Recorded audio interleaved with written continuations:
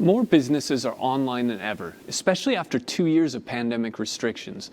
This has fundamentally reshaped how small businesses function. With the warnings of Russian online attacks in conjunction with the war in Ukraine, cybersecurity is becoming an increasingly hot topic. As the war in Ukraine escalates, the threat of all-out cyber war has never been greater. If Russia pursues cyber attacks against our companies, our critical infrastructure, we are prepared to respond. Russian cyber units have been a formal part of their military for decades, while the U.S. Cyber Command has only existed since 2010. Welcome to Dreamport. This is one of 2 labs. This is the Dreamport Facility, developed by the U.S. Cyber Command, along with private sector partners and academia, to further develop U.S. cyber capabilities. All of the devices that power this model city are real, actual devices that you would find out in the real world. This miniature city is used to train cyber operators in conducting offensive real-world attacks.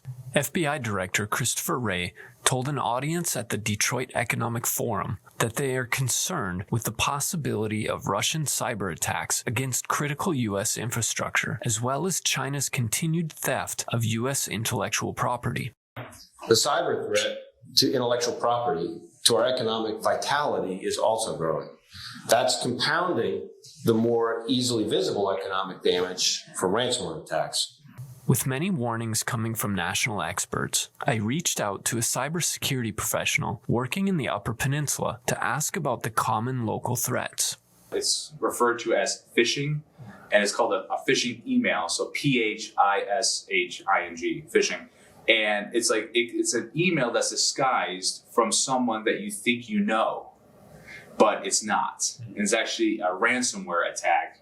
So you click on something within that email, you open up the email, and there's a, hey, make sure we need to get this finalized from you, blah, blah, blah, etc. Okay, no problem. You click on it, you send that information, boom. Now the bad guy is in, and now what happens is they lock you out of your own network. They lock you out of your own systems until you pay a ransom, hence the name ransomware. So how can local businesses and people improve their cybersecurity posture? Educate yourself and do your due diligence. Know your environment inside and out. Know how you operate with IT. Do you have cybersecurity insurance? Are you protected on that front? Do you use proper tooling and software that makes sure you're secure? And then with the right consultant or with the right subject matter expert, they'll ask the right questions. They'll ask the right questions, and then you can see things a little bit differently.